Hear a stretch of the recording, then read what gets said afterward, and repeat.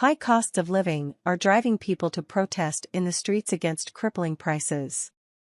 The BBC has mapped all reported demonstrations over fuel since January 2021, revealing a huge increase in protests this year.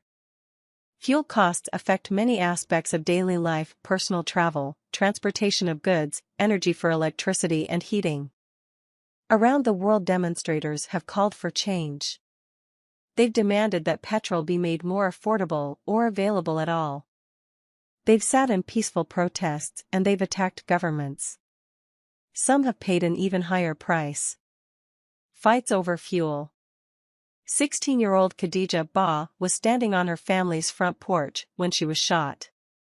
For days, Khadija had been watching growing crowds of demonstrators rally, gathering only meters from her house on the east side of Sierra Leone's capital, Freetown.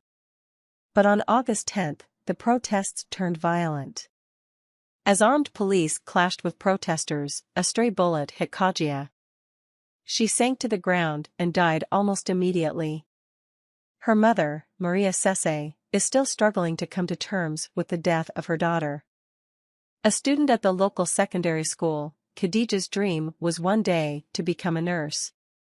Khadija's parents, Maria, L., and Abdul, R. Image caption. Khadija's parents, Maria, L., and Abdul, R. I'm so sad, her mother says. Up until now, I have struggled so hard to raise my daughter. But now she is dead. I'm in so much pain. Violence like this has not been witnessed in this small West African nation for years. This time, it was sparked by record-breaking fuel prices. In the month of August, violent clashes in the capital killed 25 people, including 5 police officers. Since March, the price of fuel in the country has nearly doubled, from 12,000 leones, 86 cents, 73 pence, per liter to a record high of 22,000 leones, $1.58, £1 and 35 pence, in July. In July, the central bank introduced new banknotes stripping 3 zeros off a leone in a move to restore confidence in its inflation-hit currency.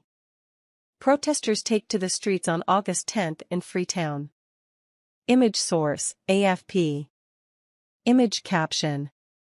Protesters take to the streets on August 10 in Freetown.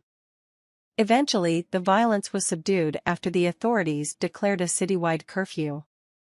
The internet was also throttled to prevent the protesters from communicating and organizing yet another rally. Sierra Leone's president, Julius Maada Bio, later declared the protests were a violent attempt to overthrow his government. However, numerous residents dispute this, telling the BBC they took to the streets to rally against the rising price of fuel and food. But Sierra Leone is far from alone in its struggles with rising prices and protests over the cost of living. A global petrol crisis.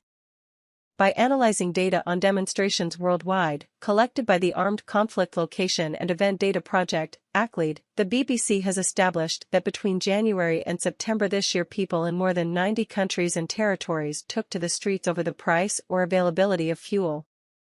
A third were countries which had no protests at all over fuel in 2021.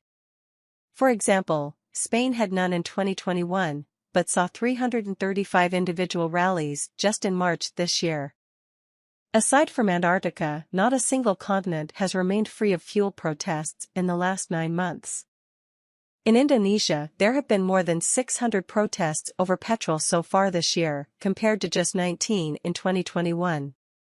In Italy, there were over 200 in the first 8 months of 2022 compared to just 2 last year. And in Ecuador, there were over 1,000 protests over fuel in the month of June alone. Most surprising to Henry Wilkinson, the chief intelligence officer from Dragonfly, a security and intelligence service, is where the protests are occurring.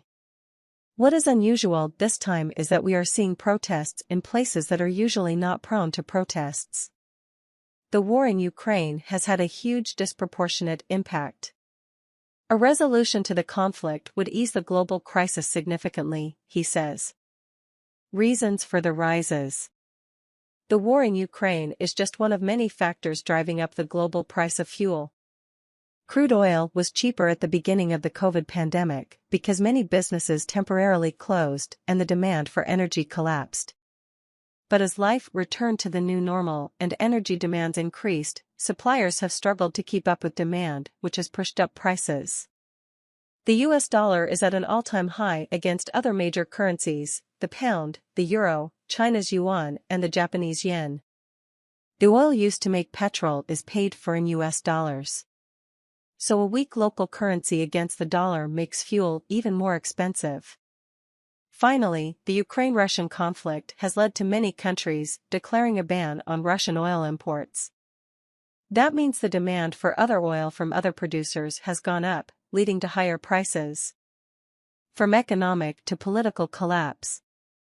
Of all 92 countries and territories experiencing civil unrest over fuel prices, it was Sri Lanka that made international headlines earlier this year after mass protests brought the government to its knees and led to the ousting of the former president Gotabaya Rajapaksa.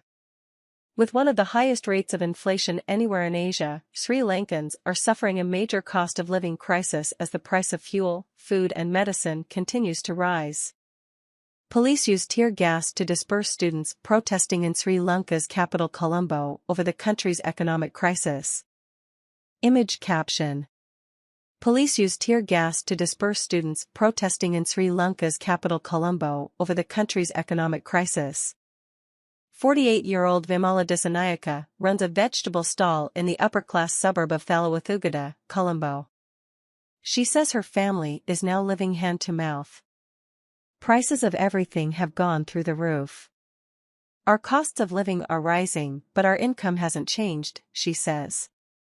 I have 3 children and bus fares have increased so dramatically, it now costs 100 rupees, 27 cents, 24 pence, per kid to go to school. So, it's 600 rupees, $1.65, £1 and 44 pence, for all 3 every day. Dimala says she can no longer afford to fill up her small lorry with petrol to carry her produce to and from the market. Instead, she has to manage on public transport or share lifts with other vendors.